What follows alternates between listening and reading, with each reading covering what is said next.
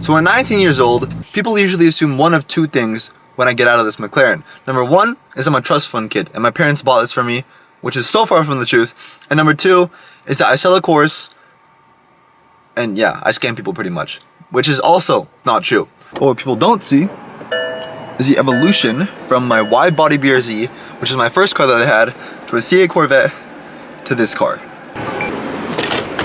And honestly, from having 3 different cars by the time I'm 19, I have seen the difference in what doors open by the door that I get out of, if that makes sense. But at my age, I feel like you have to try twice as hard to actually prove that you belong in the room that you're in when you have these things. And today, I just want to kind of bring you guys along with me, talk about how the world treats you when you level up so fast and get these things at a young age, because I use these cars to build connections with mentors, friends, and crazy rich people that have like, I don't know if you guys are into cars like I am, but one of them has a Carrera GT, one of them has an SVJ and a few other cars, one of them has an Aventador and a 720. They all got some crazy cars and they're all at the peak. I'm telling you, and that's where I'm trying to be. So I'm taking as much information as I can from them. But for those that are, under me, not in a bad way, but like in their e-com journey, then I'm trying to give you guys the information so you can learn from me. It's done.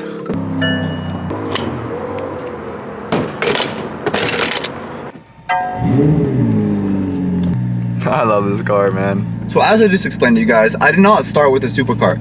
I started with a Subaru BRZ. I don't know if you guys know what this is. I'll put a picture of it when I got it, and this is it after I modded it. I did the wrap myself, I did the wide body kit myself, I did the exhaust, I tuned it, I did the rims, I got carbon, I did literally everything possible to that car that you can do to a car. And when I would drive that car around, the conversations I would have were more so car guy conversations, like about the exhaust or what kit I have on it or the fitment problems or stuff like that other car guys that afford these cars can understand.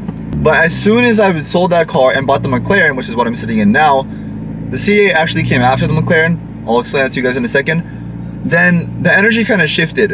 Instead of getting those, oh, sick car, like, oh, what do you have on it conversations, I started getting a mix of different things. There's pretty much 2 different reactions I get. Number one is the enthusiast. These are the same people that will come up to me with my BRZ and they talk to me like, yo, sick car, like, what have you done to it? They want me to rev it. But a lot of times I'll honestly just let them sit in the seat and rev it themselves.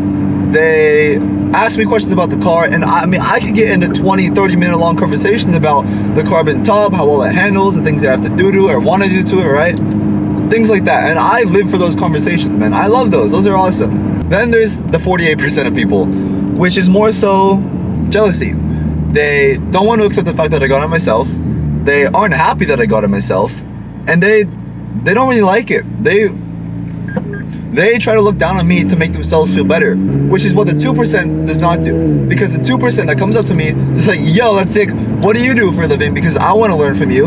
And I explain to them like, okay, I do this, and this is how much it makes me, this is how you can do it if you want to do it, if you want to get into it. And I give them my number and we can talk about it because I really want everyone around me to succeed. Now that 2%, those people, all the ones that I've talked to so far, they're on the path to success. Like, they are dedicated to their work.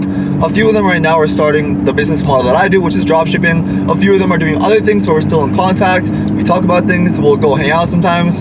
And I really just want to make more connections, which is really something that, again, having this car at a young age has gotten me. And along with this watch that I just bought. Most of these connections I make at car meets or other events or some private events. But people with, like, a Carrera GT is $1 million and some car. SVJ can be up to $1 million car. I have friends with multiple SVJs, SVs. Even though my car isn't the craziest, they see, because they started this too, probably at a younger age than they are now, because obviously they found success with it, that they understand, I'm gonna put in the work, I'm gonna get there one day, and I will be a valuable connection to have in the near future. And me getting their insight will speed up that process like 100-fold, man. Connections are the most important thing that I've found through this car. There's no other way to put it. I just realized I went behind a cop, which I don't like, because with my BRZ, I've had terrible experiences with cops and fix-it tickets and him citing me for stuff that wasn't actually wrong with my car. There was a lot wrong with it, but I'm gonna stay locked in on the road for a second here.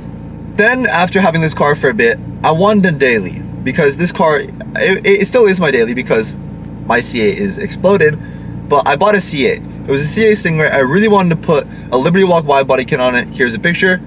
it was one of my dream cars. I mean, it's an awesome car. It's a sick build, and you really don't see them because you do see C8s a lot. It's a tongue twister, but you don't see Liberty Walk C8s ever. I've seen one in my life, and it was gorgeous. Now, the attention I get with that really isn't anything from, it's nothing special. Like, all it is owners of C8s that want to come talk to me about what to do to theirs and stuff, which is cool, right? It's definitely cool. I don't dislike the conversations, but the people that own them are fairly old. And I'm just gonna say right now, the median age of a Corvette C8 owner is 61 years old. So just do with that what you will, but you get the point. There's nothing really to say about it. It's very simple, I guess.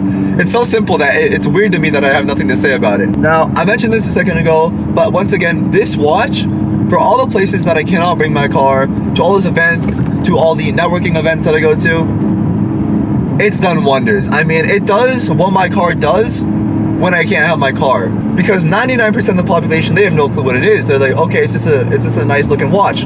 But the people that know, they're like, oh my god, it's a $40,000 watch. This guy has money. They're like, okay, what does this guy do? Let me talk to him. Let me build a connection with this guy because I gotta know. Like, put me on, man. But all in all, owning this car at a young age is really unlike any other experience. Nothing else that I've done ever in my life has felt like owning this car does. I mean, this attracts all the right people in my opinion. It attracts the business owners, the entrepreneurs, and the car guys, which I am. In the end, whether you're a Mazda BRZ, a McLaren, a Corvette C8, whatever car you want to own or do own does not affect how people are going to perceive you if you actually go up and talk to them and they get like, okay, this guy is the kind of guy I want to be around. Because trust me, successful people, they know like the back of their hand the people that they want to be around. Their friend groups look like it, their connections look like it, everyone around them has the same mindset, and it's to grow as a person, to grow as a business. That guy ran over a curb, and stuff like that. Not the curb, but you get it. So yeah, once again, because of this car, I've been lucky enough to find mentors, connections, and successful people that are levels above me at literally the peak of this platform and what I'm trying to do in my life. But the thing that got me there wasn't solely my car. It's hard to put it, it's hard to explain, but the attitude you put into it and the way you go about talking to them and seeing things in your life really, really affects those things. But anyways, that's really it. I'm kind of rambling on now. I appreciate you guys all watching, and I'll see you in the next video.